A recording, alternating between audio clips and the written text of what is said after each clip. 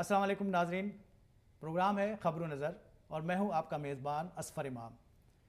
ناظرین، حالات حاضرہ کے اس پروگرام پر گزشتہ ہفتے کے 3 اہم ترین موضوعات ہیں، جس میں سب سے اول موضوع جو ہے وہ بھارت میں ایک کشمیری نوجوان افضل گرو کی پھانسی، کوئٹہ میں ایک بم دھماکہ جس میں 85 سے زائد افراد جاں بحق اور 150 سے زائد لوگ زخمی ہوئے، اور دوہری شہریت کے حوالے سے پاکستان میں ایک اہم موضوع زیر بحث ہے جس سے براہ راست بیرون ملک مقیم پاکستانی متاثر ہوئے ہیں۔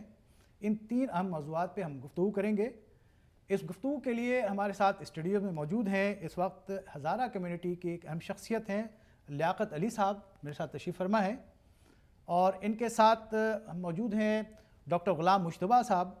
ڈاکٹر غلام مشتبہ واشنگٹن میں ایک تھنک ٹینک ہے پاکستان پالیسی انسٹیٹیوٹ، اس کے سربراہ ہیں، اور کراچی میں سابق طالب علم رہنما بھی ہیں۔ پاکستان کے صورتحال سے پہ کافی نظر ہے ان کی۔ اور اس کے علاوہ ہمارے ساتھ اسکائپ پہ ہیوسٹن میں موجود ہے ڈاکٹر ندیم۔ ڈاکٹر ندیم جو ہیں وہ پیشے کے اعتبار سے تو طب سے تعلق ہے، لیکن ساتھ ہی ان کا ایک مقصد حیات بھی ہے۔ انہوں نے پاکستان کی تحریک پاکستان کے نام سے اپنی ایک ایسوسیشن بنائی ہے، اور ان کا مقصد ہے کہ پاکستان میں ایک مثبت تبدیلی لا سکیں، اس کے لیے جدوجہد کر رہے ہیں۔ لیکن ان تمام موضوعات پہ گفتگو سے پہلے سب سے پہلے ہم چلیں گے اقوام متحدہ میں، نیو یارک میں جو اقوام متحدہ کی عمارت ہے، اس کے سامنے بھارتی مشن ہے۔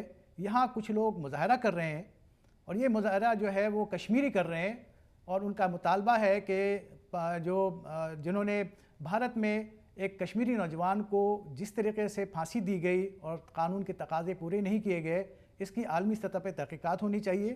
پہلے آئیے چلتے ہیں کہ ان کے جذبات معلوم کرتے ہیں، ان سے پوچھتے ہیں کہ یہ کیوں یہاں پہ مظاہرہ کر رہے ہیں۔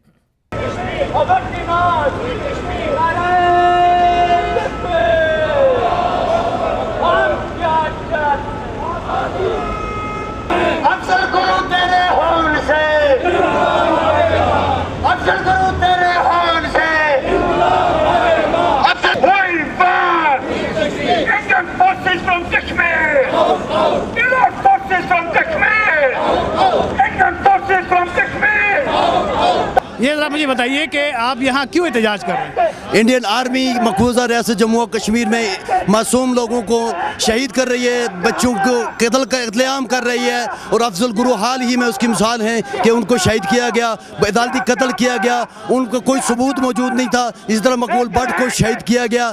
اسی طرح ریاست جموں و کشمیر میں ہر روز قتل عام ہوتا ہے۔ ہم اس لیے مظاہرے کر رہے ہیں کہ ہندوستان ایک بین الاقوامی جمہوریت کا اپنے آپ کو کہلاتا ہے، اس انڈین آرمی کو واپس بلائے مقبوضہ ریاست جموں و کشمیر سے۔ وہ آزادی پر یقین رکھتے تھے اور آزادی کے لیے وہ کام کرتے تھے، لیکن ہندوستان نے ان کو انڈین پارلیمنٹ کے اوپر جو حملہ ہوا تھا اس میں ملوث کر کے کسی ایویڈنس کے بغیر ان کو پھانسی پر چڑھا دیا ہے۔ ہندوستان کا تمام میڈیا، وہاں کی پبلک، وہاں کی جو سول سوسائٹیز ہیں، وہ بھی اس بات کے اوپر نادم ہیں کہ کورٹ نے قانون کے تقاضے پورے نہیں کیے، اور یہ اس کو جو مارا گیا ہے، ان کو جو شہید کیا گیا ہے، یہ بالکل ایک زیادتی کی گئی ان سے۔ اچھا، انڈیا تو ایک بہت بڑی جمہوریت ہے دنیا کی، اس پھانسی کے کیا مقاصد ہو سکتے ہیں؟ میں تو یہ سمجھتا ہوں کہ ہمارے لیے تو انہوں نے اس تحریک کو دوبارہ جان دی ہے ہمارے لیے، لیکن ان کے مقاصد یہ ہے کہ وہ کشمیریوں کو اور دنیا کو یہ ثابت کرنا چاہتے ہیں، اور خاص طور پہ کشمیر کے بیس کیمپ پاکستان کو بھی، کہ ہم کشمیریوں کی کوئی پرواہ نہیں کرتے، اور کشمیریوں کی تحریک کو ہم بالکل کمپلیٹ تک، آخر تک ختم کرنا چاہتے ہیں۔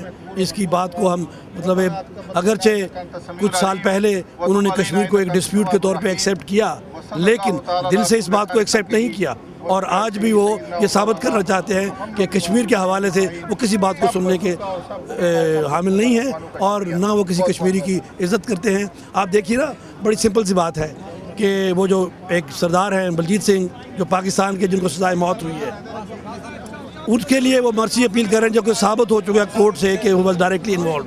اور یہ گرو اگر سمجھ لیا جائے کہ افضل گرو ہندوستان کا جیسا کہ وہ کہتے ہیں کہ کشمیر ہندوستان کا اٹوٹ انگ ہے اور وہ ہندوستان کا شہری ہے، تو اپنے شہری کو انہوں نے سرکمسٹانشل ایویڈنس کے اوپر سزا دے دی اور اس کی وہ انہوں نے اپیل معاف نہیں کی۔ اس کا مطلب ہے کہ ہندوستان کی جو آپ سربجیت سنگھ کے حوالے سے جو سزا ہے پاکستان میں جو عدالت نے دی ہے، آپ اس کے بارے میں کیا؟ میں سمجھتا ہوں کہ میں جذباتی ہو کے بات نہیں کرنا چاہتا کہ انتقاماً بات کروں، لیکن قانون کے جو تقاضے ہیں وہ پورے کیے جائیں، اور اگر قانون جو ہے وہ اس کا تقاضا کرتا ہے کہ اس کو پھانسی لگنی چاہیے تو پھر پھانسی لگنی چاہیے۔ یہ عدالتی قتل جو ہیں اس سے پہلے بھی ہندوستان کے جابر حکمران کر چکے ہیں۔ مقبول بٹ کو انہوں نے شہید کیا تھا، اس کے بھی مقاصد تھے ان کے کہ بھئی کشمیری جو ہے نا وہ خاموش ہو جائیں گے، لیکن دنیا نے دیکھ لیا ہے کہ جس دن مقبول بٹ کو 29 ایئرز بیک اگر پھانسی دی تھی، اس کے بعد ہر گھر میں مقبول بٹ پیدا ہوا۔ اب انہوں نے ایک اور عدالتی قتل کیا ہے، اور یہ عدالتیں ہندوستان کی غلام ہیں۔ ان کو سبق سیکھنا چاہیے پاکستان کی عدالتوں سے کہ وہ جو ہے وہ حکمرانوں کی آنکھوں میں آنکھیں ڈال کے جو ہے نا وہ فیصلے کرتے ہیں، وہ جابر حکمرانوں کے کہنے کے اوپر فیصلے نہیں کرتے۔ لیکن ہندوستان کے اصل مقاصد گرو کو پھانسی دینے کے یہ ہیں کہ وہ امریکہ چونکہ پل آؤٹ کر رہا ہے افغانستان سے، ہندوستان کے مفادات کے خلاف جاتی ہے یہ بات، تو یہ ایک اہم چیز ہے کہ وہ امریکہ کو اس خطے میں انگیج رکھنا چاہتا ہے۔ یہ ہندوستان کے فائدے ہیں، اور اس وجہ سے پاکستان کے بارڈر کے اوپر بھی ٹینشن کریٹ کی ہے۔ اب کشمیریوں کا قتل اور اس طرح کے دوسرے عدالتی قتل جو ہے وہ ہندوستان کے حکمران کر رہے ہیں۔ ایک عدالتی قتل ہے افضل گرو کا، جو عدالتی مطلب قانونی تقاضے بھی پورے نہیں کیے گئے، اور انہوں نے ایک شک کی بنیاد پر ایک بے گناہ کشمیری کو پھانسی لٹکا دیا۔ اور ستم ظریف یہ ہے کہ اس کے بعد انہوں نے ایک تو ان کی جو لوائقین ہیں ان کو خبر تک نہیں دی، اور اس کے بعد اس کی جو جسد خاکی ہے وہ تو لوائقین کے حوالے ہونا چاہیے تھا، یہ تو انٹرنیشنل لا ہے، لیکن اس کو بھی ان کے حوالے نہیں کیا اور اس کی قبر بھی وہیں بنا دی۔ مقبوضہ کشمیر میں جو ہیومن رائٹس کی وائلیشن ہو رہی ہے اس کے لیے ہم یہاں پہ اکٹھے ہوئے ہیں آج سارے، اور ہم اس کو کنڈیم کرتے ہیں۔ اور انڈیا جو مظالم اٹھا رہا ہے وہاں پہ کشمیریوں پہ ہزاروں بلکہ لاکھوں کشمیریوں کا انہوں نے قتل عام کیا ہے، اور ہم UN سے بھی یہ اپیل کرتے ہیں کہ جس طرح وہ سیریا، ایجپٹ اور دوسرے ممالک میں ہیومن رائٹس کی وائلیشن کا وہ ایکشن لیتے ہیں، اسی طرح وہ انڈیا میں بھی جو انڈیا مظالم اٹھا رہا ہے مقبوضہ کشمیر میں اس کے بارے میں بھی سیریس ایکشن لے۔ ناظرین، اس وقت میرے ساتھ موجود ہیں نیو یارک میں پاکستانی کمیونٹی سے تعلق رکھنے والے ایک معروف صحافی محسن ظہیر، اور انہوں نے بھی اس مظاہرے کو کور کیا ہے، اور یہاں پہ جو کشمیر کے حوالے سے جو تحریکیں چلتی رہی ہیں تمام صورتحال سے یہ واقف رہے ہیں۔ ہم اس سے بات کرتے ہیں۔ ظہیر صاحب، یہ کیا وجہ ہے کہ اچانک ہم دیکھ رہے ہیں کہ ایک کوشش ہوئی تھی کہ پاکستان اور انڈیا کے درمیان تعلقات بہتر کیے جا سکیں، لیکن اچانک اس میں کشیدگی پیدا ہوئی؟ یہ کیا وجہ ہے کہ اچانک یہ دونوں ممالک کے درمیان کشیدگی، اور خاص کر ایسے وقت میں جب کہ پاکستان میں انتخابات ہونے جا رہے ہیں، پاکستان میں دہشت گردی ایک پہلے ہی عروج پہ ہے، پاکستان اپنے مسائل کے اندر بہت بری طرح پھنسا ہوا ہے، تو کیا وجہ ہے کہ اس خاص وقت میں اس طرح کے معاملات کیوں ہو رہے ہیں؟ جی، میں سمجھتا ہوں کہ اصفر، جب کارگل کا واقعہ ہوا تو اس وقت ایک عام تاثر تھا اور ایک عام رائے عامہ تھی کہ پاکستان کی جو اسٹیبلشمنٹ تھی اور بالخصوص جو ملٹری اسٹیبلشمنٹ تھی، اس نے جو پاکستان اور انڈیا کے درمیان دوستی اور جو معاملات طے کیے جا رہے تھے اس کو ایکسیپٹ نہیں کیا تھا، اور اس لیے وہ ایک اچانک ایک ایسی ایپیسوڈ ہوئی جس نے سارا ایک جو پیس پروسیس تھا اس کو تہس نہس کر دیا۔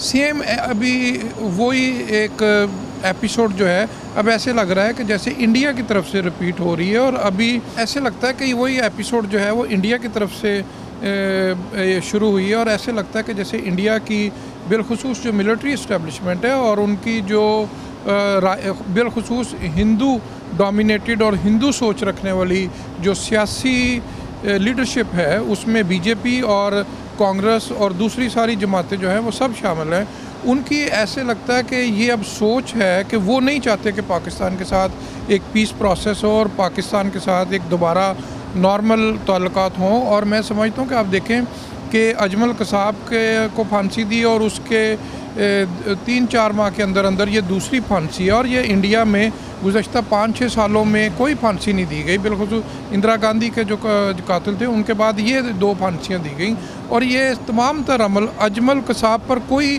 ریئیکشن نہیں آیا۔ اس پر آپ نے دیکھا کہ نہ صرف انڈیا، پاکستان بلکہ دنیا میں، اور آج ہم نے یہاں نیو یارک میں بھی دیکھا جو کشمیری امریکن کمیونٹی تھی، اور اس میں ہر کشمیر کی جو سیاسی و مختلف سماجی تنظیموں کے نمائندے یہاں پر ایک پلیٹ فارم پر یکجا ہو کر یک آواز میں انہوں نے اس انڈین مشن کے سامنے مظاہرہ کیا.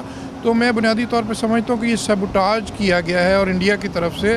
اور اصفر میں آپ کو یہاں یہ بھی بتاؤں کہ بالخصوص انڈیا کے اندر جو بڑے صاحب الرائے جو شخصیات ہیں، جن میں یہ 3-4 میں نے نام نکالے تھے، جو نیشنل ہیومن رائٹس کمیشن کی جو ان کی ممبر ہے ستیا برتا پال جو ہیں، اور انڈیا کے بڑے معروف قانون دان ہیں فالی نیریمن، اور اسی طرح جو مقبوضہ کشمیر میں پیپلز ڈیموکریٹک پارٹی کی جو رہنما ہیں مفتی محبوبہ مفتی جو ہیں، اور اسی طرح جو جنتا دل کے پریزیڈنٹ ہیں انڈیا کے شرد یادو جو ہیں، ان سب نے اس پھانسی کی مخالفت کی، اور جو یہاں تک کہا کہ یہ جو انڈیا کی جمہوریت ہے یہ پھانسی اس پر ایک داغ ہے. تو واپس میں آپ کے سوال کی طرف جاتا ہوں کہ یہ عالمی رائے عامہ کو، اور بالخصوص نیوکلیئر ساؤتھ ایشیا کے بارے میں جو لوگ کنسرن رکھتے ہیں، ان کو انڈیا کی سوچ میں اور رویے میں پیدا ہونے والی اس تبدیلی پر ایک کنسرن ان کا ہونا چاہیے اور ان کو نوٹس لینا چاہیے، کیونکہ یہ جو ایک ایسا فلیش پوائنٹ ہے کہ یہ آگ اگر ایک دفعہ پھر بھڑک اٹھی اور یہ پھر ایسے پھیلے گی کہ جس طرح پہلے اس کو ہم نے 80s کے بعد کنٹرول نہیں کر سکے اور پوری دنیا کے لیے ایک بڑا ایک تشویشناک امر بن گیا، کہیں ایسا نہ ہو کہ یہ دوبارہ ہم پوائنٹ پر تو میں یہ سمجھتا ہوں کہ یہ وہ چیزیں ہوتی ہیں جو سم ٹائم ایک سپارک کا کام کرتی ہیں، اور جب چنگاری جس کو ہم چنگاری بھی کہہ سکتے ہیں، یہ جو چنگاری ہے یہ ایک بڑی آگ میں ایک بڑے جو ہے اس میں تبدیل نہ ہو جائے. لہٰذا صرف پاکستان اور جو کشمیری جو پرامن جدوجہد کر رہے ہیں ان کا ہی کنسرن نہیں ہونا چاہیے، بلکہ امریکہ کا بھی یہ کنسرن نہ ہونا چاہیے، اور وہ لوگ جو ٹریک 2 اور ٹریک 3 ڈپلومیسی کے لیے یا پیس پروسیس کے لیے دونوں ملکوں کو فیسیلیٹیٹ کرنے کے لیے اپنا کردار ادا کر رہے تھے، میں سمجھتا ہوں کہ ان کو انڈیا کی لیڈرشپ کے ساتھ بیٹھنا چاہیے اور ان کو یہ باور کروانا چاہیے کہ آپ دنیا کی رائے عامہ کو چھوڑیں، آپ پاکستان کی رائے عامہ اور کشمیر کی رائے عامہ کو چھوڑیں، آپ اپنے ہیومن رائٹس واچ کو دیکھیں، آپ national commission on human rights India کو دیکھیں، آپ محبوبہ مفتی کی بات سن لیں، آپ شرد پوار کی بات سن لیں، اور آپ جو باقی بڑی بڑی انڈین لیڈرشپ جو ہے ان کی باتیں سنیں. یہ ایک بہت تشویشناک بات ہے. خدا نخواستہ ایک پھر انہوں نے ہتھیار اٹھا لیے کشمیریوں نے، یا پھر ایک مسلح جدوجہد شروع کر دی، تو پھر سارے لوگ جو ہیں وہ پھر امن کے لیے اور کا ڈنڈورا پیٹیں گے، تو پھر شاید کوئی دیر نہ ہو جائے اس سارے. جی بالکل آپ صحیح کہہ رہے ہیں. یہاں مظاہرین کبھی انہی خیالات کا اظہار کر رہے تھے کہ اگر ہم نے کشمیریوں نے اسلحہ رکھا اور بات چیت کے عمل سے گزرنا چاہا، لیکن شاید ایک بار پھر انہیں دھکیل کر مسلح جدوجہد کی طرف دھکیلی جا رہی ہے. بہت شکریہ محسن. اس کے ساتھ ہی ناظرین یہاں میں آپ نے دیکھا کہ جس طرح کے مظاہرین انہوں نے مظاہرے کیے، بھارت نے جس طریقے سے افضل گرو کو پھانسی دیا ہے، یہ عالمی سطح پر اس کو تقسیم نہیں کیا گیا کہ وہ کسی دہشت گردی کے کارروائی میں ملوث تھا. لہٰذا اس کی حمایت میں لوگ بڑی تعداد میں لوگ نکل رہے ہیں، اور نہ صرف مقبوضہ کشمیر اور آزاد کشمیر اور پاکستان میں اس کے حق میں مظاہرے ہوئے، بلکہ ان کے بیرون ملک، اور اس وقت یہاں دیکھا کہ ہم نے اقوام متحدہ کی عمارت کے سامنے بھی مظاہرے کو سلسلہ شروع ہو گیا ہے. اب یہ سلسلہ شاید آگے بڑھے گا. ناظرین اس کے ساتھ ہی اب ہم چلتے ہیں بیک ٹو اسٹوڈیو. جی ناظرین آپ نے دیکھا کہ بھارت نے جس طرح ایک کشمیری نوجوان کو پھانسی کی سزا دی، اس میں قانون کے جو تقاضے ہیں اسے جس طرح سے روندا گیا، جسے نظر انداز کیا گیا. دنیا میں بھارت ایک سب سے بڑی جمہوریت ہونے کا دعویٰ کرتی ہے. یہ واقعہ ایک اس سب سے بڑی جمہوریت ہے، اس کے اوپر ایک بدنما داغ کی طرح ہے. اور ساتھ ہی افضل گرو کی پھانسی نے کشمیریوں کو ایک بار پھر ہم نے دیکھا کہ منظم کر دیا ہے. جیسا کہ ہم نے یہاں دیکھا کہ مظاہرے میں مختلف سیاسی جماعتیں جو کشمیر میں موجود ہیں وہ تمام لوگ موجود تھے، اور ایسا لگتا ہے کہ کشمیریوں کو ایک بار ایک نئی شخصیت مل گئی، ایک نیا سمبل مل گیا ہے جس کی بنیاد پر وہ متحد ہو کر اپنی آزادی کے لیے جدوجہد کو آگے بڑھا سکیں گے. ناظرین مزید گفتگو سے پہلے ایک چھوٹے سے بریک پہ جاتے ہیں. بریک پہ آنے کے بعد اپنے مہمانوں سے گفتگو کریں گے.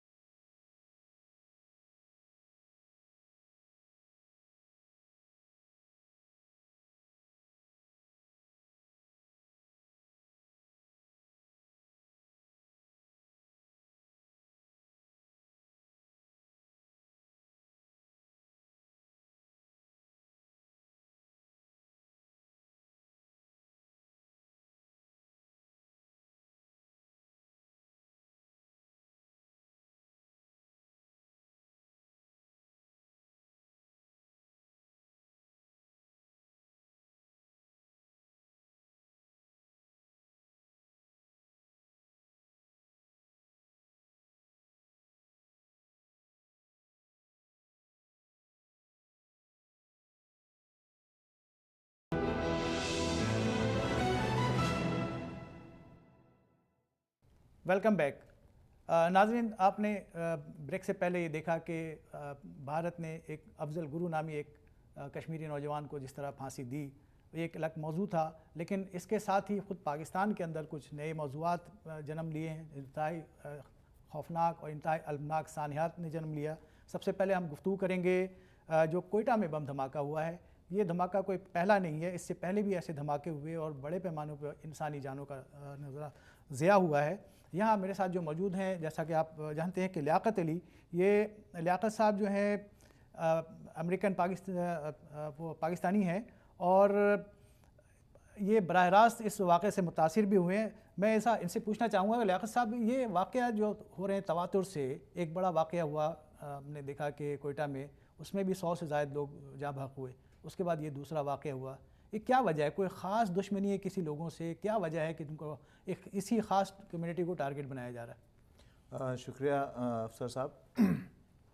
एक तो मैं ये कह दूँ कि कोयटा में हमारे ऊपर 1999 से हमले होते रहे। उसमें अभी तक 1300 से ज़्यादा के करीब लोग शहीद हुए हैं और 3000 से ज़्यादा लोग ज़ख्मी हैं। इसमें जहाँ तक आपके सवाल का ताल्लुक़ है, इसको अगर हम ब्रॉडर पर्सपेक्टिव में देख लें कि पाकिस्तान में जिस तरह से शिया कम्युनिटी के ऊपर हमले हो रहे हैं, इसी तरह से हमारे ऊपर भी हमले हो रहे हैं। लेकिन यहाँ पे कुछ और इजाफ़ी वजूहात भी है कि हम लोग एक तो हम लोग बहुत सॉफ्ट टारगेट है जो हज़ारा कम्युनिटी है। किनका टारगेट है? आप कौन लोग टारगेट आपको बना रहे हैं? ये तो हर एक के लिए वाज़ेह हैं कि जो ऑर्गेनाइजेशन है लश्कर जंगवी, उन्होंने ख़ुद हर हमले के बाद वो कबूल करते हैं और फ़ोन करके अखबारों के दफ्तरों में उनको फ़ोन करके ये बताते हैं कि हमने ये हमले किए हैं और बाकायदा ये कबूल करते हैं वो लोग। तो हमारा भी ये ख़याल है कि वही लोग कर रहे हैं, मज़हबी तंग नज़री की बुनियाद पे हमारे ऊपर हमले करते हैं और इस वजह से वो हमें बहुत आसानी से या हमारे ऊपर ज़्यादा शिद्दत है क्योंकि हम बहुत सॉफ्ट टारगेट हैं उनके लिए। क्योंकि एक हज़ारा को मारना कोयटा में बहुत ज़्यादा आसान है निस्बत ये कि आप किसी बलोच या किसी पश्तून को आप मारें।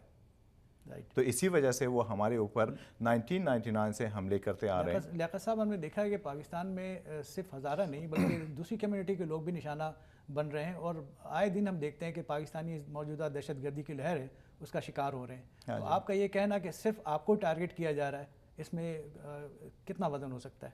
देखिए जी, 2012 में 90 के करीब हमले हुए शिया कम्युनिटी के ऊपर।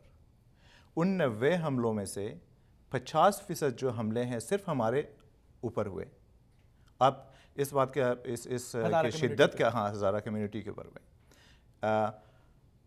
अब सूरत हाल कोयटा में सिर्फ मैं आपको बता दूं, आप दूसरे पाकिस्तान के जो दूसरे हिस्से हैं आप उसके साथ कंपेयर कर सकते हैं कि 2005 से लेके यानी 1999 से हमारे ऊपर हमले हो रहे हैं, लेकिन आज बलूचिस्तान के जो कॉलेजेस है और यूनिवर्सिटी है वहाँ पे हमारे एक भी स्टूडेंट नहीं है। अच्छा, वहाँ पे हमारे स्टूडेंट जा नहीं सकते क्योंकि उनकी जानों को ख़तरा है। अब बलूचिस्तान यूनिवर्सिटी में हमारा एक भी स्टूडेंट नहीं है। डिग्री कॉलेज में 2005 से लेकर जाना बंद कर दिया हमारे स्टूडेंट्स ने। और आईटी स्टूडेंट का जो आईटी यूनिवर्सिटी है उनके बस पे हमला हुआ और हमारे 7 नौजवान वहाँ पे तालिब इल्म शहीद हो गए। ठीक है, तो अब यहाँ पे अंदाज़ा लगा लें कि कोयटा में सूरत हाल ये है कि एक हमारे ईस्टर्न पॉकेट में हम रहते हैं, बहुत छोटी सी जगह है, ये नहीं है कि लाइक अराउंड फ्यू किलोमीटर्स, और हम वेस्टर्न साइड पे रहते हैं। अब हम 2 पॉकेट्स के अंदर महसूर होकर रह गए। अगर ईस्टर्न पार्ट का कोई हज़ारा वहाँ पे वेस्टर्न पार्ट पे जाना चाहे तो उनके लिए बहुत मुश्किल है वहाँ तक जाना। हमारे लिए एयरपोर्ट तक जाना बहुत मुश्किल है, हमारे लिए बसेस के ज़रिए कराची तक जाना बहुत मुश्किल हो गया।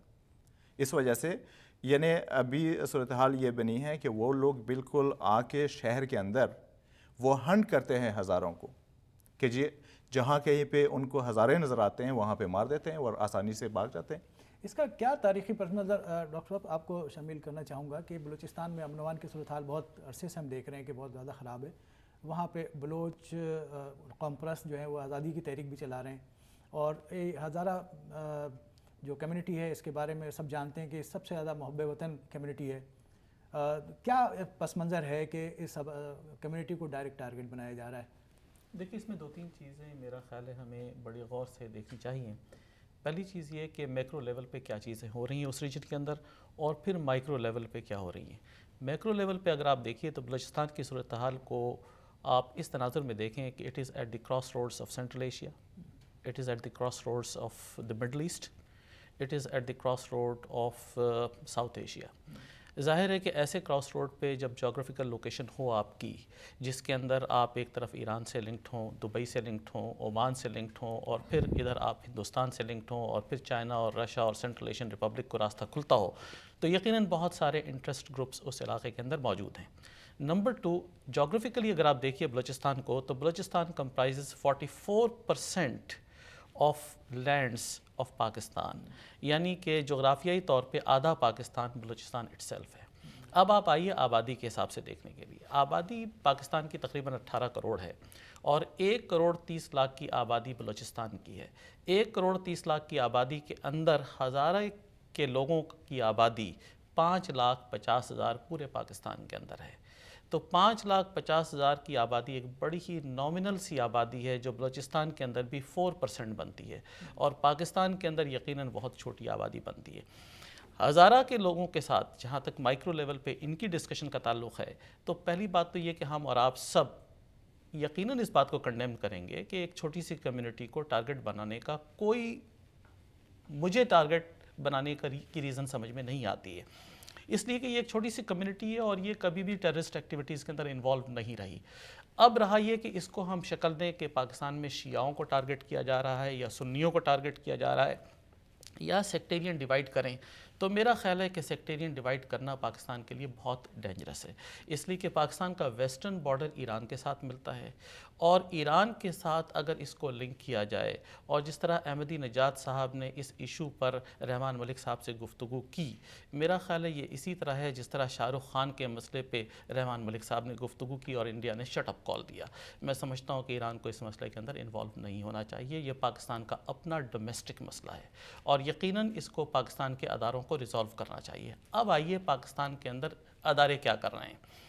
پاکستان کے اندر ہزارہ کمیونٹی کی بنیاد پر پوری بلوچستان کی گورنمنٹ کو ڈیزالو کر دیا گیا، چند لاشوں کو سامنے رکھ کے ڈیزولوشن کی گئی. میں سمجھتا ہوں یہ میجر صحیح نہیں تھا، اس لیے کہ یہ بات اپنی جگہ درست ہے کہ ہزارہ کمیونٹی کے اوپر یہ ایک ٹیررسٹ ایکٹیویٹی کا یقیناً جواب پاکستان کی لا انفورسمنٹ ایجنسیز کو دینا چاہیے، لیکن اس کا مطلب یہ نہیں ہے کہ آپ بلوچستان کی گورنمنٹ کو ڈیزالو کر دیں.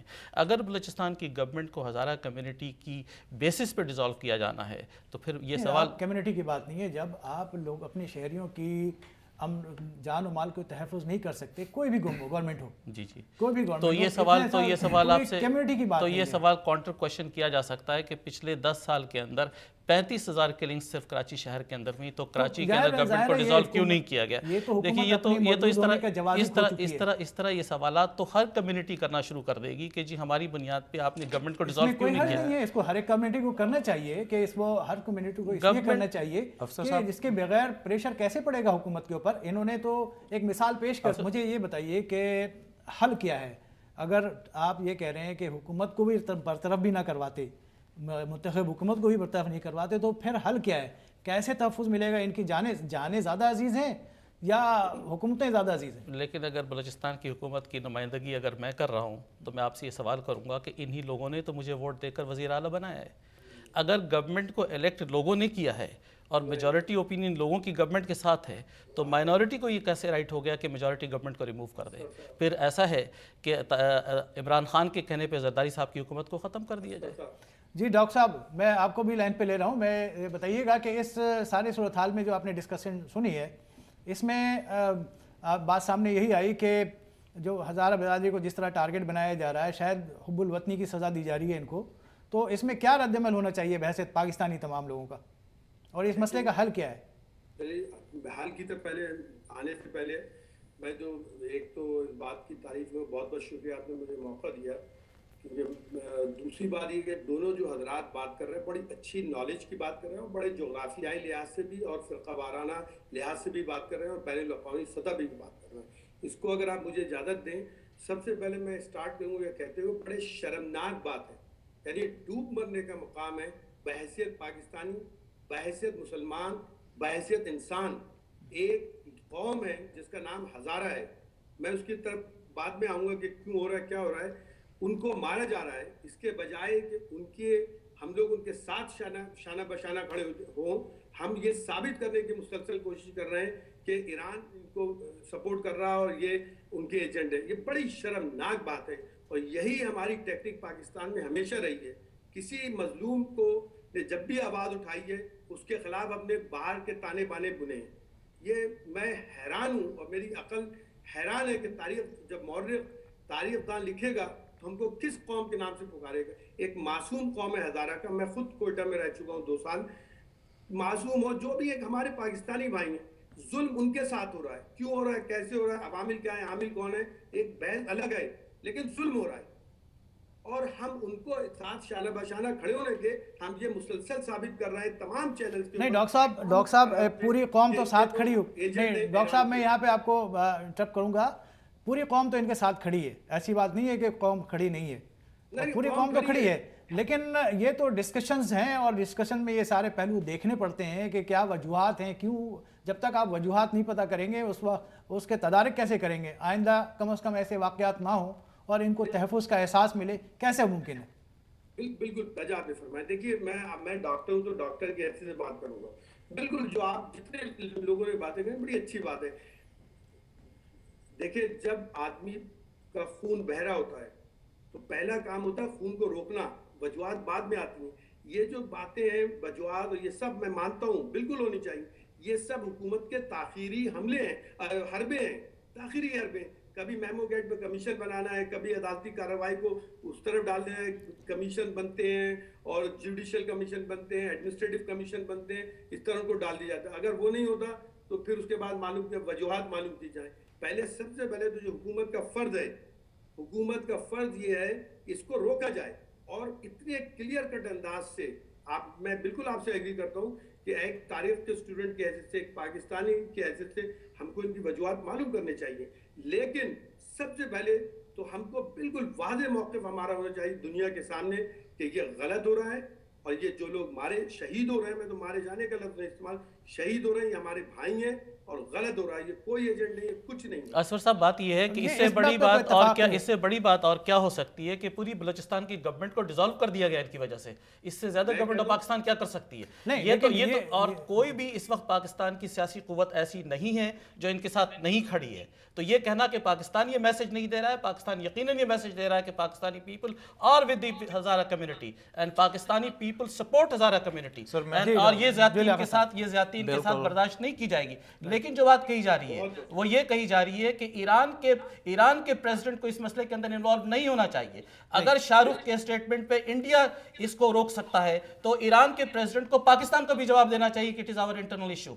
ये इसको हम पाकिस्तानी की हैसियत से देखते हैं। असल में मुझे ये बात समझ में नहीं आ रही कि अगर अहमदीनेजाद ने मुझे वैसे मैं खबरें को बहुत फॉलो करता हूँ। जी आज की खबर है। अच्छा आज की खबर है। जी अच्छा मैं खबरों लेकिन ये है कि अगर उन्होंने कोई बयान दिया तो इसमें हमारा क्या कसूर, मुझे ये समझ बयान नहीं दिया उन्होंने, रहमान मलिक साहब से गुफ्तगू की। अच्छा ठीक है जी, लेकिन मुझे ये समझ में नहीं आ रही है कि इसमें हमारा क्या कसूर है। आपका कोई कसूर। अच्छा एक दूसरी बात यह है इशू हमारा जितना जब पहला बम ब्लास्ट हुआ था वहाँ पे हमने एहतजाज किया, पूरी कौम हमारे साथ खड़ी हो गई। ठीक है, अब जैसे डॉक्टर साहब ने कहा कि एक माइनॉरिटी की वजह से वहाँ पे गवर्नमेंट को डिसॉल्व किया, मैं ये कह रहा हूँ कि पूरी कौम ने रियलाइज़ किया कि अब दहशतगर्दी जो है इसको ख़त्म करनी चाहिए। अब ये हमारा सिर्फ मसला नहीं है, ये पूरे पाकिस्तान का मसला है। ये सिर्फ शियों का मसला नहीं है, अभी ये पूरे पाकिस्तान के सुन्नियों का, शियों का और पूरे पाकिस्तान का मसला है। ठीक है, इस वजह से कि इस चीज़ को किसी माइनॉरिटी का की डिमांड करार देना मेरे ख्याल में ये ज़्यादती है। अच्छा देखिए मुझे ये बताइएगा कि जैसे डॉक्टर साहब ने बताया कि पहले कोई जो वजूहात होती हैं, जैसे आप उन्होंने एक मिसाल दी कि खून बह रहा है तो सबसे पहले खून बहने को बंद किया जाता है, फिर उसकी वजूहात देखी जाती हैं कि वजह क्या थी, क्यों बह रहा है। تو آپ یہ بتائیے گا کہ اس کو یہ بند کیسے کیا جائے، اس خون جو بہہ رہا ہے اس کو بند کرنا کے لیے کیا اقدامات کرنے چاہیے؟ دیکھیے میں بھی ایک ڈاکٹر ہوں اور میں بھی ڈاکٹر ہی کی حیثیت سے آپ کو جواب دوں گا. پہلے یہ دیکھنا ہے کہ خون کے بہنے کا سورس کیا ہے. آپ خون کو سپرفیشلی نہیں روکیں گے، آپ اس کے سورس کو بھی آئیڈینٹیفائی کریں گے. یہ چیز جو ہوئی ہے اس کا سورس کیا ہے، ایکچوئل پرابلم روٹ کاز کیا ہے. یہ کمیشنز کا بٹھانا اور کمیشنز کا نہیں بٹھانا ایک الگ ایشو ہے، لیکن اس وقت ہمیں اس کو ریمیڈیل ایکشن اس کے اوپر لینا ہے. ریمیڈیل ایکشن یہ ہے کہ یہ اتنی چھوٹی سی کمیونٹی جو کسی کے ساتھ بھی کانفلکٹ میں نہیں آتی ہے، اس کمیونٹی کو کیوں انوالو کیا گیا، اس کے پیچھے لارجر گیم کیا ہے. کیا اس وقت ایسی صورتحال بلوچستان کی ہے جس کے اندر مزید law and order situation create کی جا رہی ہے اور ان کو سافٹ ٹارگٹ سمجھ کر ان کو انوالو کیا گیا ہے کہ یہ سب سے سافٹ ٹارگٹ ہے کوئٹہ کے اندر. کیا بلوچستان کی سچویشن مزید اب تری کی طرف جا رہی ہے یا بہتری کی طرف جا رہی ہے، اسے ہمیں آئیڈینٹیفائی کرنا ہوگا. بلوچستان بڑا ہی سینسٹیو ایشو ہے پاکستان کے لیے. جب سے اکبر بگٹی صاحب کی اسیسینیشن ہوئی اس کے بعد سے آپ یہ دیکھیے حالات بگڑتے چلے گئے اور بلوچستان کی انڈیپینڈنس کی موومنٹس بھی کہیں نہ کہیں آواز آ رہی ہے. ہمیں اس صورتحال کے اندر ہمیں یہ آئیڈینٹیفائی کرنا ہوگا کہ بلوچستان کی گورنمنٹ کو ختم کرنے سے پہلے یا بلوچستان کے اندر سینسٹیو اداروں کا ہاتھ رکھنے سے پہلے ان سینسٹیوٹیز کو، گراؤنڈ ریالٹیز کو بھی دیکھنا پڑے گا. آپ بلوچستان کی گورنمنٹ کو ختم کر رہے ہیں، اس کا مقصد یہ کہ بلوچستان کی میجورٹی آبادی کو شٹ اپ کال دے رہے ہیں اس وقت جبکہ بلوچستان کے اندر آلریڈی پرابلمز بہت زیادہ ہیں. تو آپ کو شٹ اپ کال دینے سے پہلے پاکستان کے انٹرسٹ میں ہزارہ کمیونٹی کو بھی یہ سوچنا چاہیے کہ it is not in the interest of Pakistan to destabilize the government in Balochistan, it will go counterproductive to the interest of Pakistan.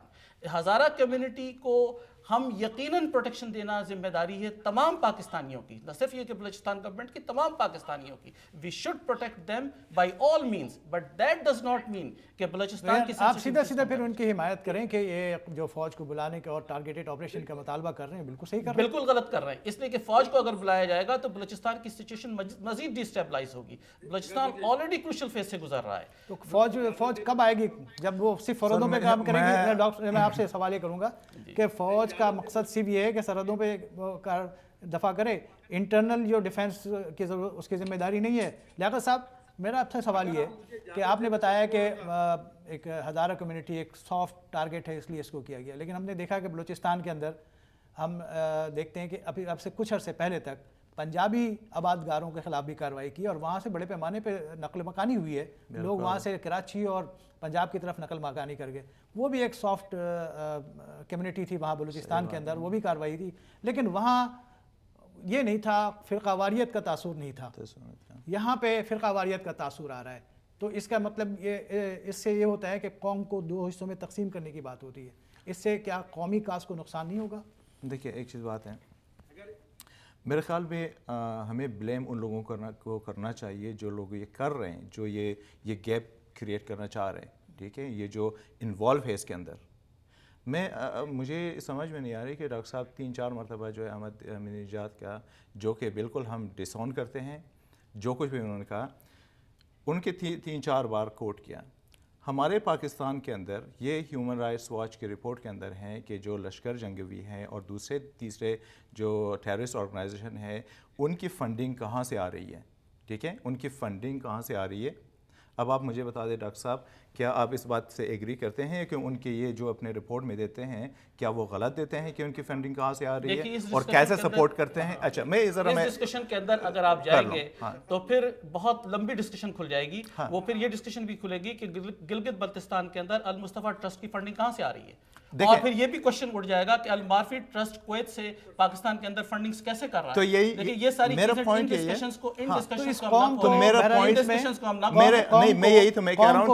اپنے ٹارگٹ کو کلیئر رکھنا چاہیے، اپنے مفاد کو سامنے رکھنا چاہیے. یہ بات دیکھنا چاہیے کہ کہیں سے بھی اگر فنڈنگ آ رہی ہے تو اس کے مقاصد بھی کچھ ہوں گے. گفتگو بہت اچھی موضوع پہ ہے، موڑ پہ ہے، اور اس پہ مزید گفتگو کرنے ہمیں چاہیے کہ مزید گفتگو کریں، لیکن ہماری مجبوری یہ ہے کہ ہم ایک چھوٹے سے بریک پہ بھی جاتے ہیں.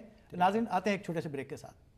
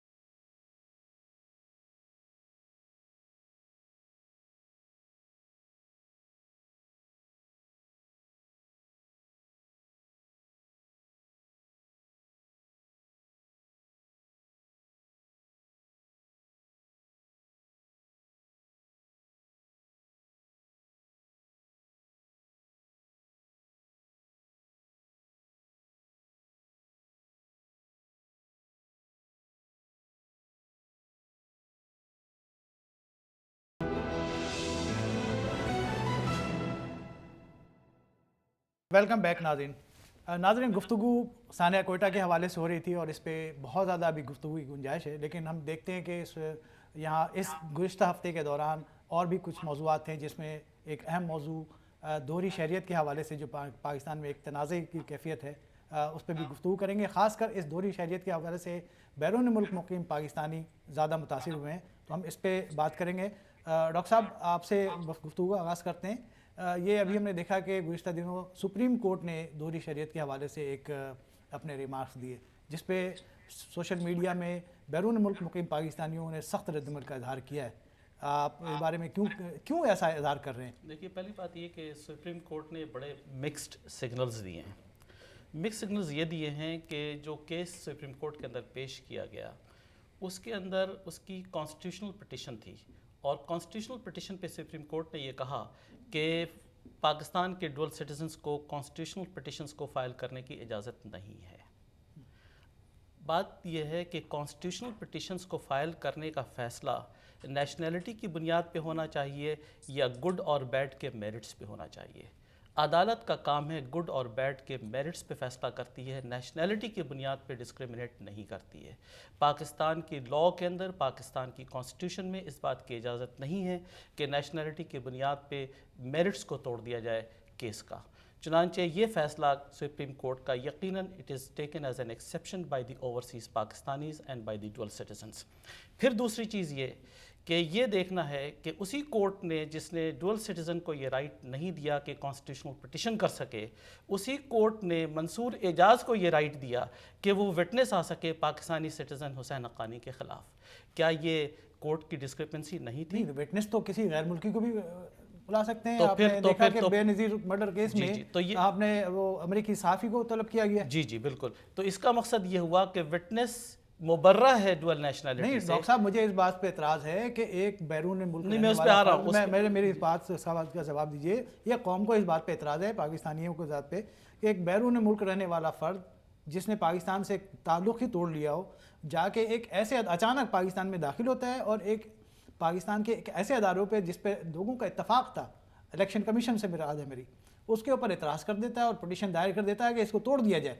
तो फिर उसमें उसका मंतकी जो उसका क्या नतीजा होना चाहिए? ज़ाहिर है अदालत ने तो बिल्कुल सही बात की। नहीं, खासकर उस शख्स ने ये तासुर भी देने की कोशिश की कि शायद अदालत की पुष्पनाही पे ये सारी कार्रवाई कर रहा है। नहीं, इसके अंदर दो चीज़ें हैं असफर साहब। पहली चीज़ ये है कि जब आप डुअल सिटीज़न हैं या लियाकत साहब डुअल सिटीज़न हैं, इसका मकसद ये कि इनके पास दो पासपोर्ट्स हैं, एक अमेरिकन पासपोर्ट है और दूसरा पाकिस्तानी पासपोर्ट है। तो जब ये कराची एयरपोर्ट पे लैंड करते हैं तो ये किस पासपोर्ट पे पाकिस्तान एंटर होते हैं? ये पाकिस्तान एंटर होते हैं ग्रीन पासपोर्ट पे, पाकिस्तानी पासपोर्ट पे, और पाकिस्तान के अंदर ये पाकिस्तानी शहरी की हैसियत से रहते हैं। चुनांचे वो तमाम लॉज जो पाकिस्तानी शहरी के ऊपर अप्लाई होते हैं वो इनके ऊपर अप्लाई होता है। ये उन लॉज से मुबर्रा नहीं हो सकते और ये प्लीड नहीं कर सकते हैं कि ये अमेरिकन सिटीज़न है, चुनांचे इनको राइट्स और दिए जाएं और पाकिस्तानी शहरी के राइट्स और हैं। ऐसा नहीं होगा। अगर ये पाकिस्तानी शहरी की हैसियत से पाकिस्तान के हुदूद में दाखिल हुए हैं तो ये उन हुदूद के अंदर, उस जुरिस्डिक्शन के अंदर पाकिस्तानी शहरी हैं, इनको वो तमाम हुकूक हासिल हैं जो दूसरे पाकिस्तानी शहरी को हासिल हैं। ये कोर्ट को इस बात को समझना होगा। अगर ये पाकिस्तान के अंदर पाकिस्तानी वीज़ा पर और ब्लू पासपोर्ट पर दाखिल होते हैं तो इनके राइट्स डिफरेंट हैं और फिर अमेरिकन पॉलिटिकल काउंसलर इनकी हेल्प करेगा अदालत के अंदर, अदरवाइज इनके इक्वल राइट्स हैं। ये जस्टिस नहीं था सुप्रीम कोर्ट का कि इनके राइट्स को डिनाई किया गया। नंबर टू ये है कि पाकिस्तान की सिटीजनशिप होल्ड करने वाले दो कैटेगरीज पाकिस्तान की कॉन्स्टिट्यूशन के अंदर नहीं है। एक आदमी जो पाकिस्तान का पासपोर्ट होल्ड करता है और पाकिस्तान की हुदूद के अंदर रहता है, उसके राइट्स उतने ही होंगे, उसके अंदर दो डिस्क्रिपेंसीज नहीं होंगी। नंबर टू, जो इशू सुप्रीम कोर्ट ने इससे पहले लिया था वो ये लिया था कि पार्लियामेंटेरियंस को हक नहीं है कि वो डुअल सिटीजनशिप रखें या डुअल सिटीजन्स को हक नहीं है कि पाकिस्तान के पार्लियामेंट के मेंबर रहें। क्या मैं जस्टिस इफ्तिखार चौधरी साहब से ये सवाल कर सकता हूँ कि इन्होंने अपना पहला हल्फ चीफ जस्टिस ऑफ बलोचिस्तान का लिया था, उसके बाद उन्होंने दूसरा हल्फ chief justice of the supreme court of Pakistan का लिया। चुनांचे पहला हल्फ उस वक्त नल हो गया और वाइड हो गया जब उन्होंने दूसरा हल्फ ले लिया। इसी तरह अगर किसी पाकिस्तानी शहरी ने امریکہ کی وفاداری کا حلف لیا ہے اور پاکستان کے ایوان میں جا کر پاکستان کی وفاداری کا حلف لیتا ہے تو پچھلا حلف نل اینڈ وائڈ ہو گیا. یہ امریکہ کے اداروں کی ذمہ داری ہے کہ وہ اسے کوشچن کریں کہ آپ نے ہمارے حلف کے اوپر سپرسیڈ دوسرے حلف کو کیسے کر دیا. لیکن پاکستان کے اندر اگر دوسرا حلف لے لیا گیا تو اس کا مقصد یہ کہ پچھلا حلف ختم ہو گیا اور اس کو رائٹ ہونا چاہیے تھا پاکستان کی پارلیمنٹ کو ریپرزینٹ کرنے کا. یہ زیادتی ہے کہ آپ پچھلے حلف کی کہانی پر نئے حلف سے انکار کر دیں کسی کو لینے سے. ایسا نہیں ہو سکتا. نیا حلف سپرسیڈ ہوتا ہے اور پچھلا حلف پریسیڈ ہوتا ہے. چنانچہ نیا حلف سپرسیڈ ہوا اور پچھلا حلف پریسیڈ ہوا اور یہ کورٹ نے زیادتی کی کہ نئے حلف کو سپرسیڈ نہیں ہونے دیا. ٹھیک ہے, آپ کا یہ خیال ہے کہ کورٹ نے زیادتی کی اور نئے حلف کے بعد پرانے حلف جو سپرسیڈ ہوا. ڈاکٹر صاحب میں آپ کی طرف آتا ہوں. انہوں نے بتایا کہ آپ نے جو امریکہ میں کی شہریت میں جو حلف اٹھایا تھا, پاکستان جانے کے بعد اگر آپ کوئی حلف اٹھاتے ہیں تو پھر واپس پاکستان امریکہ آ کے آپ کو ایک امریکی شہری کے طور پہ وہ حقوق نہیں ملنے چاہیے, کیونکہ یہ امریکہ کی ذمہ داری ہے. جو حلف آپ نے پہلے اٹھایا تھا وہ نل اینڈ وائڈ ہو گیا تھا. آپ اس سے اتفاق کریں گے؟ دیکھیں میں تھوڑا سا اگر آپ اجازت دیں. جی آپ کو اجازت ہے. بالکل. میں نمبر 1 تو قوم کو ہم لوگ کوئی ریپرزینٹ نہیں کر رہے. قوم کے کیا جذبات ہیں وہ ایک الگ ہیں. وہ اوورسیز پاکستانیز کو ریپرزینٹ کر رہے ہیں. آپ اوورسیز پاکستانیز کو ریپرزینٹ کر رہے ہیں اور آپ یہاں پہ پاکستان میں مثبت تبدیلی کے لیے کوشش کر رہے ہیں. میں 2 باتیں اس میں ایڈ کرنا چاہوں گا کہ ابھی جو ڈاکٹر صاحب نے پوری باتیں کری ہیں, انہوں نے قانون بتلا دیا جو ان کی سمجھ میں ہے. دیکھیے سب سے پہلے تو بات یہ ہے, اسفر صاحب اور ڈاکٹر غلام مصطفیٰ صاحب اور لیاقت صاحب, ہم لوگ بنیادی چیزیں بھول جاتے ہیں. میں پہلے مسئلے کی طرف چھوٹا سا 30 سیکنڈ لوں گا.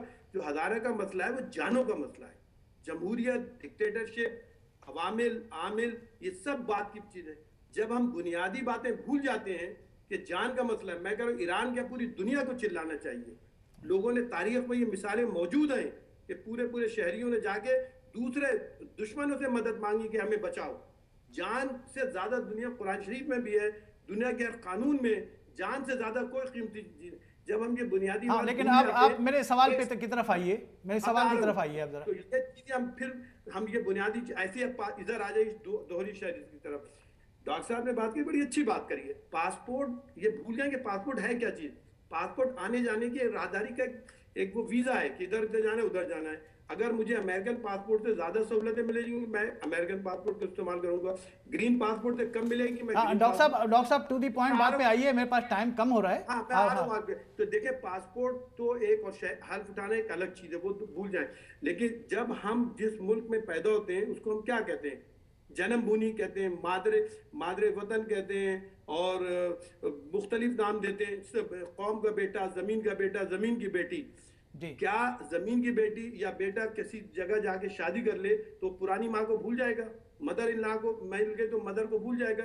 یہ تو جو پاکستان میں پیدا ہوا, جو پاکستان کا بیٹا ہے, وہ دنیا کے 20,000 ملک میں حلف اٹھا لے. جب پاکستان میں آئے گا تو اس کا اتنے ہی رائٹس ہوں گے جتنے کسی ایک اور پاکستانی کے ہیں. پھر آئیے, میں باقی لمبی بات میں نہیں جاؤں گا. ڈاکٹر غلام مصطفیٰ صاحب نے اچھا ایکسپلین کر دیا. چودھری افتخار کے اوپر میں نہیں جاؤں گا. تو دوسری بات جو میں آتا ہوں کہنا چاہ رہا ہوں, دیکھیے جہاں تک تعلق ہے باہر رہنے والوں کا, یہی لوگ ہیں. اب میں آپ کو ان کا دوہرا پن بتلاتا ہوں, دوہری شہریت نہیں, دوہرا رویہ بتلاتا ہوں. یہی لوگ ہیں. تاریخ ابھی بھولی نہیں ہے, انسانی ذہن بہت حافظہ بڑا کمزور ہوتا ہے. لیکن یہی چودھری افتخار تھے, یہی بیرسٹر اعتراض حسین تھے. امریکہ آئے تھے, امریکہ میں رہنے والے پاکستانیوں سے مدد کے لیے. میں نے ان کا انٹرویو کیا تھا, میں نے ان سے بات چیت کی تھی اور انہوں نے یہاں مدد مانگی تھی کہ آپ ہماری سپورٹ کریں. یہ ہے دوہرا رویہ. دوہری شہریت تو دور کی بات ہے, یہ ہے دوہرا رویہ. میں جو آ رہا ہوں اس کے 2 مسئلے. ایک تو دیکھیے جذباتی ہے. جذباتی تو میں نے آپ کو بتلا دیا, اگر آپ اس زمین میں پیدا ہوئے ہیں تو آپ کا اتنا ہی حق ہے جتنا وہاں رہنے والے کا ہے یا باہر رہنے والے کا, اگر وہ وہاں پیدا ہوا ہے. اور اگر آپ اس کا اب آ جائیں مالی اور بزنس پوائنٹ آف ویو سے, ساری دنیا کو معلوم ہے, ٹائم ویسٹ نہیں کروں گا کہ باہر رہنے والے کتنا پیسہ بھیج رہے ہیں. جب ان کو چندہ مانگنا ہوتا ہے, جب ان کو مدد مانگنی ہوتی ہے, چاہے وہ بے نظیر ہو, چاہے وہ الطاف حسین ہو, چاہے عمران خان ہو, چاہے ایک کیا پوری لسٹ بھری ہوئی ہے, چاہے نواز شریف ہو, چاہے چودھری افتخار ہو, یہ آتے باہر والے پاکستانیوں کی طرف ہے. تو یہ کیسا دوہرا رویہ. ہم دوہری شریعت کو بھول جائیے, दोहरे रवैये की बात कीजिए। आप एक जमीन का इनकी बेटा बात है। को इनकी बात को मैं आगे बढ़ाऊंगा। पाकिस्तान की प्रॉब्लम डुअल सिटीजन्स नहीं है, पाकिस्तान की प्रॉब्लम हिपोक्रेसी है। लेकिन पाकिस्तान के अंदर डॉक्टर दोहरा साहब, मेरी अर्ज ये है आपके सामने कि पाकिस्तानियों के सामने मिसालें ये हैं कि उनके लिए वज़ीर आज़म भी इंपोर्ट किया गया, उन्होंने वज़ारत उज़्मा का हल्फ पहले उठाया और वहाँ के शनाख्ती कार्ड बाद भी बनाए, तो इसके बाद लोगों का क्या रिएक्शन हो सकता है? लोगों का रिएक्शन यही है, लोगों का जिसकी तर्जुमानी है सुप्रीम कोर्ट असर साहब, लोगों को ये थोड़ा लियाकत साहब को भी इसमें शामिल करें। एक बात मैं ऐड कर दूं, उसके बाद मुझे बताइए। जी आप अपनी बात एक बात मैं आपको ऐड कर दूं। दोहरी शरीयत में एक डिस्टिंक्शन की ज़रूरत है। एक वो लोग जो पाकिस्तान की दौलत लूट कर बैरूनी ममालिक आए और उस दौलत पे शहरियत हासिल की अपनी उस लूटी हुई दौलत को बचाने के लिए। एक वो लोग जो आकर यहाँ मजदूरी करते हैं, मेहनत करते हैं, तालीम हासिल करते हैं, दुनिया के बेहतरीन प्रोफेसर्स बनते हैं, दुनिया के बेहतरीन डॉक्टर्स बनते हैं, दुनिया के बेहतरीन इंजीनियर्स बनते हैं, दुनिया के बेहतरीन बिजनेसमैन बनते हैं। वो शहरियत उस बुनियाद पे अपने मेरिट पे हासिल करते हैं। वो पाकिस्तान को हर साल $13 बिलियन पाकिस्तान को भेजते हैं और ये पाकिस्तान से हर साल $20 बिलियन चोरी करके लाते हैं। इन लोगों की तादाद जो चोरी करके पाकिस्तान से लाते हैं, इनकी डुअल सिटीजन्स की तादाद 1% भी नहीं है। 99% वो लोग हैं जो पाकिस्तान पैसा यहाँ से भेजते हैं, पाकिस्तान की इकोनॉमी को सपोर्ट करते हैं। पाकिस्तान की एनुअल बजट $33 बिलियन है, $13 बिलियन ओवरसीज पाकिस्तानीज की कंट्रीब्यूशन है। पाकिस्तान को जो एड है अमेरिका की, उसको अगर आप मिला लें तो मोर देन 50% ओवरसीज पाकिस्तानी इसकी कंट्रीब्यूशन पाकिस्तान की बजट पर है। अब पाकिस्तान की दौलत किन लोगों ने लूटा है? वो उन लोगों ने लूटा है जो पाकिस्तान की ऐवानों के अंदर पाकिस्तान का हल्फ उठाते हैं और उस हल्फ को तोड़कर फिर चोरी करते हैं। डॉक्टर साहब, तो हल्फ उठाना इस बात की जमानत नहीं है।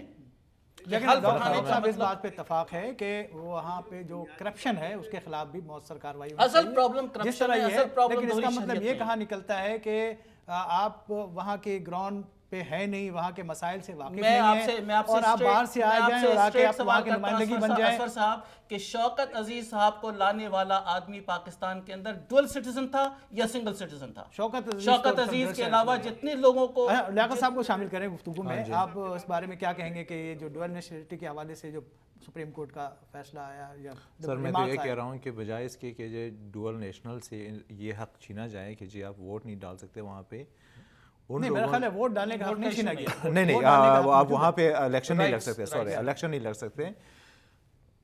उन लोगों से हक ये छीन ले इलेक्शन लड़ने का जो लोग पाकिस्तान का पैसा बाहर बेचते हैं, ना कि उन लोगों से जो कि यहाँ की मेहनत मजदूरी करके वहाँ पैसा पाकिस्तान बेचते हैं। मेरे ख्याल में इस तरह से जो ओवरसीज़ पाकिस्तानी हैं उनको पाकिस्तान से मज़ीद एलिनेट करते हैं इस तरह के एक्ट से, और वो मज़ीद यानी हमें पता है कि हमारे जज्बात कैसे हैं पाकिस्तान के लिए। यहाँ पे हम जो डिस्कस करते हैं आपस में और जिस तरह से सोचते हैं पाकिस्तान के लिए, मेरे ख़्याल में अलग करना पाकिस्तान ओवरसीज़ कम्युनिटी को, ये किसी तरह से मैं तो इनकी बात को आगे बढ़ाऊंगा। बहुत अच्छी बात की इन्होंने। पाकिस्तानीज़ को इस बात की ज़रूरत है कि लॉ पाकिस्तान के अंदर इन्वोक किया जाए कि वो लोग जो पाकिस्तान पैसा भेजते हैं उनके प्रोफाइल को देखें। अगर इन्होंने पाकिस्तान $1 मिलियन भेजा है, ही qualifies to contest elections in Pakistan. और अगर आपने पाकिस्तान से पैसा लूटकर आप यहाँ लेकर आए हैं, you do not qualify. There has to be a system to qualify the right people for the right cause. Point ये है कि कोई जनरलाइज नहीं करना चाहिए इस तरह से, मेरिट और डीमेरिट के ऊपर। राइट, आपके जज्बात आ गए। डॉक्टर साहब आप, हमारे पास वक्त बहुत मुख्तसर है, आप एक बात ऐड करना चाह रहा हूँ। मैं लियाकत अली साहब और सबने बहुत अच्छी बात है कि मेरा जो बुनियादी पॉइंट, मैं शुरू से जो पहला पॉइंट लेके चला हूँ कि आप लोग बुनियादी चीज़ें भूल जाते हैं। लियाकत साहब ने बातें सुनने में बड़ी अच्छी हैं कि जो लूट रहे हैं उनको ये करें। देखिए बुनियादी पॉइंट जो है, चाहे वो लूट रहे हो चाहे पैसा भेज रहे हो, अगर आप एक पैसा भी नहीं भेजेंगे पाकिस्तान को, अगर आप पाकिस्तान के बेटे हैं और पाकिस्तान में पैदा हुए हैं, चाहे आप $25 करोड़ लूट के चले जाएं, लेकिन आप पाकिस्तान के बेटे तो आपको उतना ही हक हासिल है। तो मैं तो बुनियादी बातों की तरफ तवज्जो देता हूं। सही बात कि हमारा हक जो वहाँ पैदा हुआ वो उसका वही हक है, चाहे लूटने वाला हो या लूटने वाला। हम बैठ जाते हैं चीज़ों से और जज्बातियात में चले जाते हैं, लूट रहे उनको पकड़ लो, जो लूट रहे उनको वो कर दो। एक आना भी अगर आप नहीं भेजते असफर साहब या डॉक्टर गुलाम या डॉक्टर अहमद, एक आना भी नहीं भेजते, जब भी नहीं, बात बिल्कुल सही आपकी बात आ गई सामने। डॉक्टर साहब, असल में वक्त हमारे पास ख़त्म हो रहा है। बहुत शुक्रिया, आप तशरीफ़ लाए, लियाकत साहब और डॉक्टर साहब आप तशरीफ़ लाए। और डॉक्टर साहब, जो आप ह्यूस्टन से आपने हमें ज्वाइन किया, बहुत शुक्रिया। हमने तीनों मौज़ूआत पे तफसील से गुफ्तगू की। यहाँ मैंने सुप्रीम कोर्ट के जो रिमार्क्स थे उसको डिफेंस करने की भरपूर कोशिश की, लेकिन ओवरसीज़ पाकिस्तानी के जज्बात जो हैं उसका इजहार यहाँ पे खुलकर हुआ है। नाज़रीन, इसी गुफ्तगू के साथ हमें अगले हफ्ते तक के लिए इजाज़त दीजिए। अल्लाह हाफ़िज़।